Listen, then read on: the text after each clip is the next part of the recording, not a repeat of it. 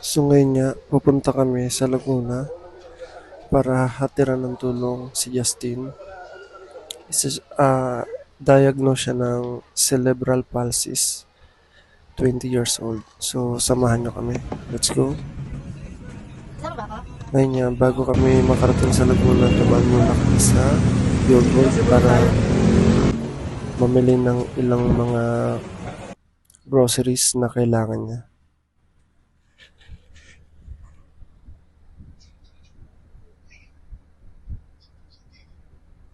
So ito nga, andito na ako sa Pure Gold. Una kong kinuha dyan ay ang EQ. Hindi kasi siya, diaper pala. Hindi kasi siya nakakatayo. So, nilalagyan lang siya ng pampers if ever na dudumi siya. Then bumili na rin ako ng tissue para may magamit siyang pamunas. At ilang mga inumin. Kasi hindi siya nakakain mga solid foods. So, yan lang kanyang pagkain.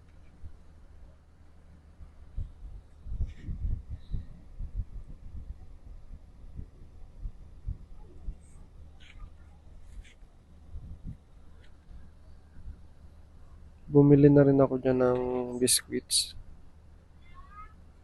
Yung malambot lang siya. Kasi pwede naman daw siyang durugin at yun ang ipapakain sa kanya. Para hindi naman laging gatas ang kanyang kinakain.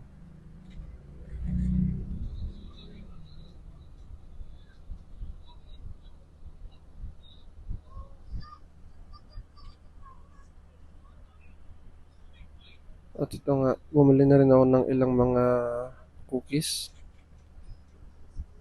Pang merienda din ng kapatid niya or kahit sino man sa kanila.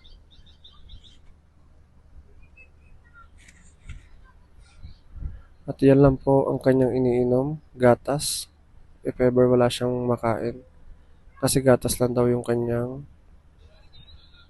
gatas lang daw yung pinapakain sa kanya. Pinapadede pala, sorry.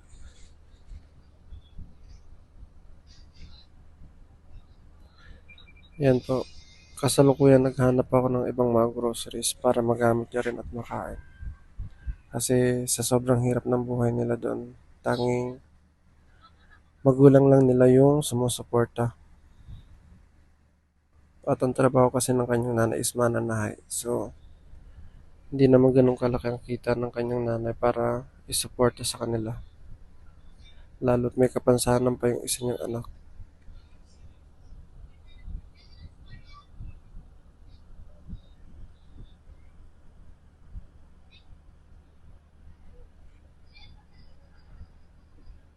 So yan, bumili na rin ako ng ilang condiments para magamit din nila if ever na magluluto. Hindi man ganun karami, pero at least kahit papaano is makatulong sa kanila. Lalo't sa bawat perang kinikita ng kanyang nanay is napakahalaga na nun para sa kanyang anak na may karamdaman o may kapansanan. Kaya sa mga nais tumulong dyan, pwede po kayo mag-direct message sa akin or if ever gusto niyo po mag-donate kahit ng diapers para sa kay Justin, napakalaking tulong na po nun para sa nanay niya.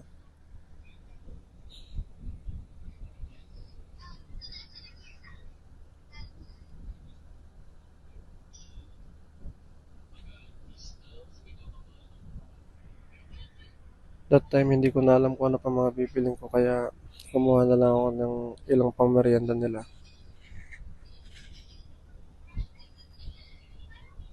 At syempre, hindi pwedeng mawala ang alcohol. Yan ang pinaka-importante lalo't may kapansanan yung may gagamit. So yan na nga, nakatapos na mamili dyan at ongoing na yung pagbabayad sa counter. So, tapos na magbayad. So ngayon, tapos na mamili at sinakay na namin sa sasakyan. Diretso na kami yan ngayon sa San Pedro, Laguna. para ihatid ang mga ilang grocery at tulong pinansyal para sa kanila. So, samahan nyo kami. Let's go. At ito na nga, nakarating na kami sa bahay nung pag-aater namin ng tulong. Pakinggan natin ang kwento ng buhay nila.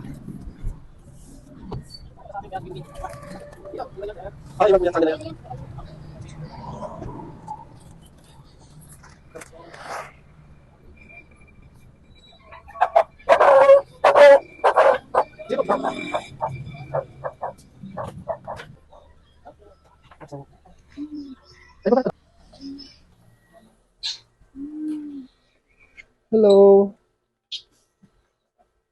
Ano po sakit niya? Cerebral palsy po.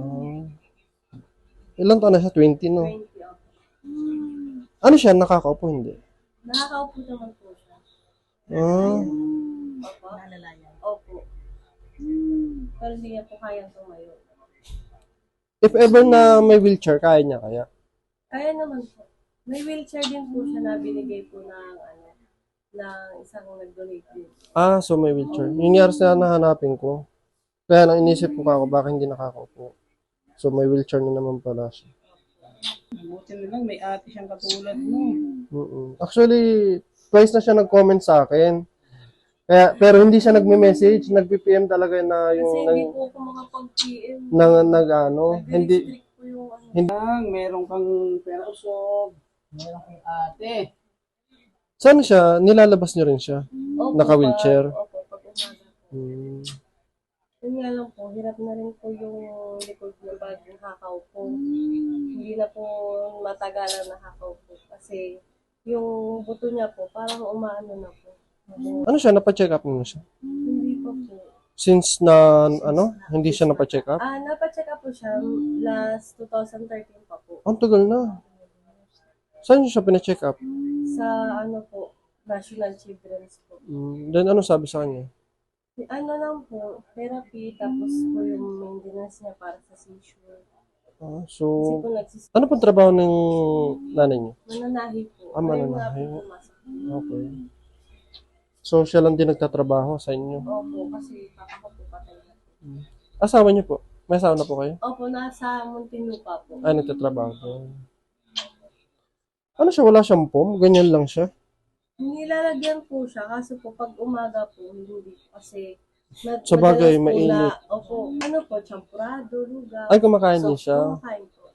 Yung mga malalambot na biscuit, kaya naman niya. Kaya naman po kung duduri. Dudurugin. Okay. So, bumili na rin ako ng malalambot na biscuit niya. Yung video na parang pumunta rin dito yung babae na medyo chubby. Opo. Yun. Kasi hindi naman sa pag-ano, in-stock ko rin kasi yung account mo. Then, yun may pumunta dito. Last 2023. Opo. Wala naman pong problema kung maghingi ng tulong kaysa sa magnakaw. Sabi ko nga po Totoo po. sinasabi ko na lang po na wala naman pong problema kung ay Tama hindi naman ko naman po kayo pinipilit. Kung gano'n. Nilalapit ko po talaga siya para lang kahit yun na lang po yung maging tulong ko. Wala naman pong problema sa ganun. As long as na hindi kayo nanloloko. Kasi ako, hindi rin naman talaga ako mayaman, pero hanggat kaya ko naman tumulong, gagawin ko. Didipo ko na pala December, ha? Lampas na, sir. 18 ang dipo ng... Ay, lalaki pala, no? 21 pala. Oo, kala ko babae. Babae kasi unang tingin ko. Sorry na. Sa kanya, cerebral palsy. Kaya maswerte pa rin talaga tayong walang kapansanan sa kahit yung normal po. Kahit mahirap, basta walang okay na. Hello. Ano pangalan niya? Justin Albert. Justin. Saan ba yung National Children? Quezon pa. Ang layo. So, 2013 niyo pa siya ulit na-check up, no? Kasi hindi rin naman siya mabibigyan ng gamot hanggat hindi siya nagpapacheck up. Kasi kailangan ng nagsend nga siya ng video sa akin. Ay, doon sa isang, yun doon lang kailangan niya gatas at saka gatas sa diaper.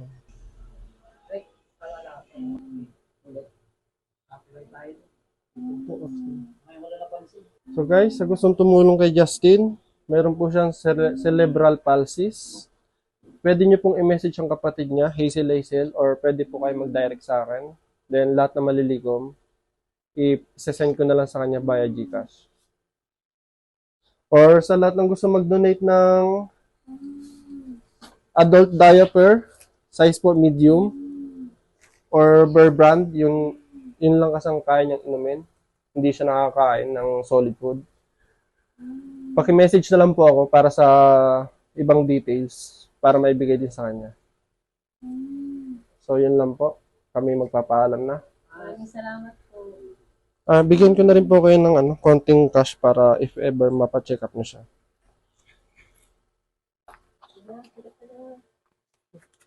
Opo. So guys, sponsor, Di Alagar Recolisado. Ito na yung pera, ibibigay ko na. Maraming salamat sa donation. Ito po. Maraming salamat po. Salamat po sa lahat ng tumulong. Salamat din po, Sir Gilbert. Welcome po. Pagaling ka. I mean, palakas pala, sorry. Bye-bye. Sige po, di na rin po kayo magtatagal. Sige po. Maraming salamat po. Welcome po.